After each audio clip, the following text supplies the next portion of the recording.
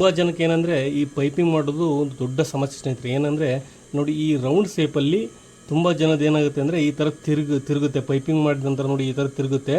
ನಾನು ನಿಮಗೆ ಇವತ್ತಿನ ವಿಡಿಯೋದಲ್ಲಿ ಪೈಪಿಂಗನ್ನು ಪರ್ಫೆಕ್ಟಾಗಿ ನೀವು ನೀಟಾಗಿ ಯಾವ ರೀತಿ ಮಾಡ್ಕೋಬೇಕು ಅನ್ನೋದನ್ನು ಈ ವಿಡಿಯೋ ತಿಳಿಸ್ಕೊಡ್ತೀನಿ. ನೋಡಿ, ನಾನು ಬ್ಯಾಕ್ ಪಾರ್ಟ್ ಹಾಗೂ ಫ್ರಂಟ್ ಪಾರ್ಟ್ ಎರಡನ್ನೂ ಕೂಡ ರೆಡಿ ಮಾಡ್ಕೊಂಡಿದ್ದೀನಿ. ಇವಾಗ ಪೈಪಿಂಗ್ ಮಾತ್ರ ಮಾಡ್ತೀನಿ ಸ್ನೇಹಿತರೆ. ಇದಕ್ಕೆ ನಾನು ಪೈಪಿಂಗನ್ನು ಯಾವ ರೀತಿ ಮಾಡ್ಬೇಕು ಅಂತ ತೋರಿಸ್ತೀನಿ.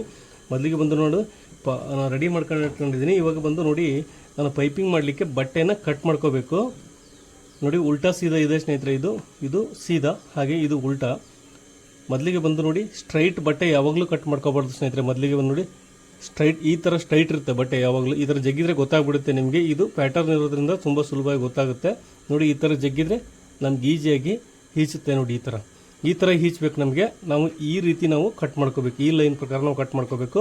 ನೋಡಿ, ಈ ಥರ ಕಟ್ ಮಾಡ್ಕೋಬಾರ್ದು. ಪೈಪಿಂಗು ಯಾವುದೇ ಕಾರಣಕ್ಕೂ ನೀಟಾಗಿ ಬರೋಲ್ಲ. ನೋಡಿ, ಈ ಥರ ಕೂಡ ಕಟ್ ಮಾಡ್ಕೋಬಾರ್ದು. ನಮಗೆ ಈ ಥರ ಈ ಲೈನಲ್ಲಿ ಕಟ್ ಮಾಡ್ಕೋಬೇಕು. ನೋಡಿ, ಈ ಥರ ಜಗಿದಾಗ ನಮಗೆ ಈ ಥರ ಸ್ಪಾನ್ಸರ್ ಆಗಬೇಕು. ನಮಗೆ ನೋಡಿ, ಪೈಪಿಂಗಿಗೆ ಬಂದು 1.5 ಇಂಚಿನಷ್ಟು ಕಟ್ ಮಾಡ್ಕೋಬೇಕು ಸ್ನೇಹಿತರೆ. 1 ಇಂಚಿನಷ್ಟು ಕಟ್ ಮಾಡ್ಕೋಬೇಕು.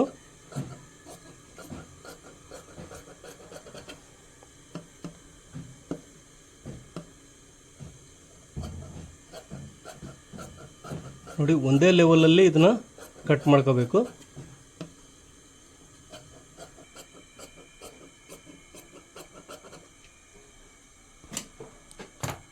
ಸ್ನೇಹಿತರೆ ನೋಡಿ, ನಾನು ಕಟ್ ಮಾಡ್ಕೊಂಡಿದ್ದೀನಿ. ನಮಗೆ ಬ್ಲೌಸ್ಗೆ ನಮಗೆ ನೆಕ್ಕಿಗೆ ಎಷ್ಟು ಬೇಕೋ ಅಷ್ಟನ್ನು ನೀವು ಮೊದಲಿಗೆ ಕಟ್ ಮಾಡ್ಕೊಂಬಿಡಿ. ಆನಂತರ ಅಟ್ಯಾಚ್ ಮಾಡಲಿಕ್ಕೆ ಚೆನ್ನಾಗಿರಲ್ಲ. ನೋಡಿ, ಇವಾಗ ಇದು ಸೀದಾ ಇದೆ. ಇದನ್ನು ಕೂಡ ಅಷ್ಟೇ ನೋಡಿ, ಸೀದಾ ಸೇರಿಸಿ ನಾನು ಈ ರೀತಿ ಕ್ರಾಸಲ್ಲಿ ಇದನ್ನು ಅಟ್ಯಾಚ್ ಮಾಡ್ಕೋಬೇಕು.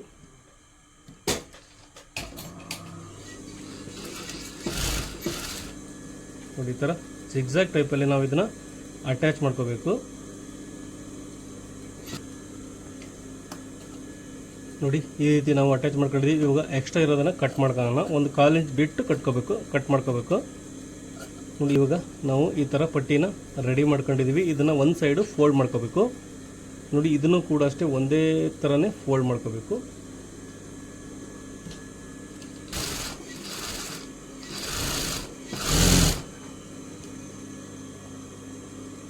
ಬಟ್ಟೆ ನೋಡಿ, ಇದು ಸ್ಮೂತ್ ಆಗಿದೆ ಸ್ನೇಹಿತರೆ. ಇದು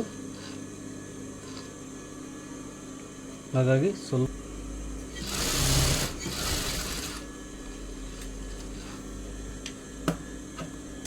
ನೋಡಿ, ಈ ರೀತಿ ನಾವು ಪಟ್ಟಿನ ರೆಡಿ ಮಾಡ್ಕೊಂಡಿದ್ದೀನಿ.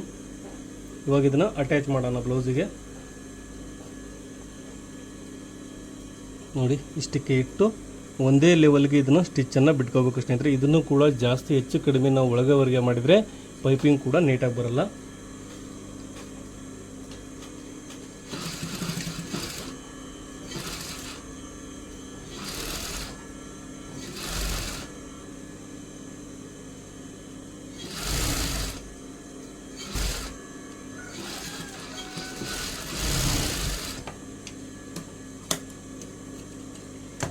ನೋಡಿ, ನಮಗೆ ಈ ರೀತಿ ನಾವು ಅಟ್ಯಾಚ್ ಮಾಡ್ಕೊಂಡು ಇದನ್ನು ಸರಿಯಾಗಿ ಈ ರೀತಿ ನೀವು ಗೀರ್ಕೊಂಬಿಡಿ. ನೋಡಿ, ಇವಾಗ ಇಲ್ಲೆಲ್ಲಿ ನಾವು ಕಾರ್ನರ್ ಸೈಡು ಯಾವುದೇ ಕಾರಣಕ್ಕೂ ಕಟ್ ಮಾಡ್ಕೋಬಾರ್ದು ಸ್ನೇಹಿತರೆ. ನೋಡಿ, ನಾವು ವಿಡಿಯೋಸಲ್ಲಿ ಫೋಲ್ಡಿಂಗ್ ಮಾಡಿದೆ ಕಟ್ ಮಾಡ್ಕೊತೀವಿ, ಆ ರೀತಿ ಅವು ಕಟ್ ಮಾಡ್ಕೋಬಾರ್ದು ಪೈಪಿಂಗ್ ಮಾಡಬೇಕಾದ್ರೆ. ಏನಕ್ಕಂದರೆ ಅದನ್ನು ಈ ರೀತಿ ಫೋಲ್ಡ್ ಮಾಡ್ತೀವಿ. ಹಾಗಾಗಿ ನಮಗೆ ಫೋಲ್ಡಿಂಗ್ ಬರಲಿ ಅಂತೇಳಿ, ಸೇಫ್ ಬರಲಿ ಅಂತ ಕಟ್ ಮಾಡ್ತೀವಿ. ಬಟ್ ಇದನ್ನು ಫೋಲ್ಡ್ ಮಾಡಲ್ಲ. ಅದು ಆ್ಯಸ್ ಇಟ್ ಈಸ್ ಹೆಂಗಿದೆಯೋ ಹಂಗೆ ಇರಬೇಕು. ಇರೋದ್ರಿಂದ ನಮಗೆ ಈ ರೀತಿ ಪೈಪಿಂಗನ್ನು ಮಾಡ್ಕೋಬೇಕು ನಾವು.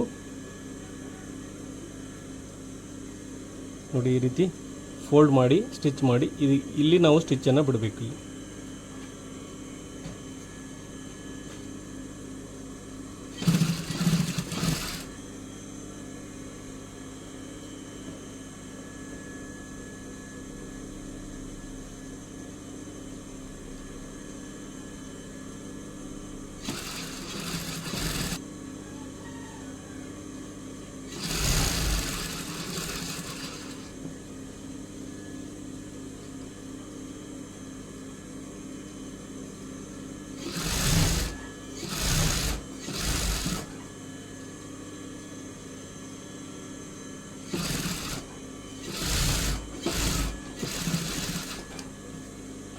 ನೋಡಿ, ಇದಕ್ಕೆ ಉಕ್ಸ್ ಮನಿ ಮಾಡ್ತಾ ಇದ್ದೀನಿ ನಾನು.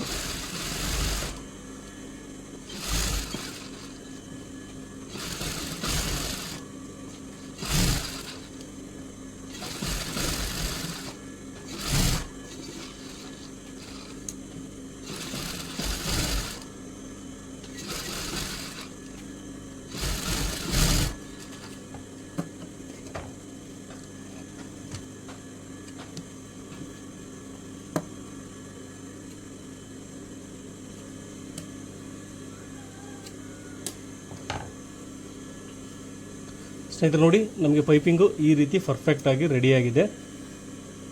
ನೋಡಿ ಬ್ಯಾಕ್ ಸೈಡ್ ಕೂಡ ನೋಡಿ ಈ ಸೇಪ್ ಅನ್ನೋದು ಕೂಡ ಈ ಥರ ತಿರುಗಿಬಿಡುತ್ತೆ ಸ್ನೇಹಿತರೆ. ಕೆಲವೊಂದು ಸರಿ ಈ ಥರ ತಿರುಗಿಬಿಡುತ್ತೆ ನೋಡಿ.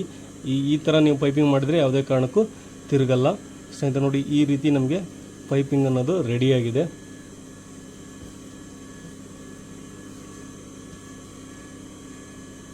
ನೋಡಿ ಈ ರೀತಿ ಬರಬೇಕು ಸ್ನೇಹಿತರೆ. ನೋಡಿ ದಯವಿಟ್ಟು ವಿಡಿಯೋ ಇಷ್ಟ ಆದರೆ ಲೈಕ್ ಮಾಡಿ, ಹಾಗೆ ನನ್ನ ಚಾನಲ್ಗೆ ಹೊಸಬರಾಗಿದ್ದರೆ ದಯವಿಟ್ಟು ಸಬ್ಸ್ಕ್ರೈಬ್ ಮಾಡಿ.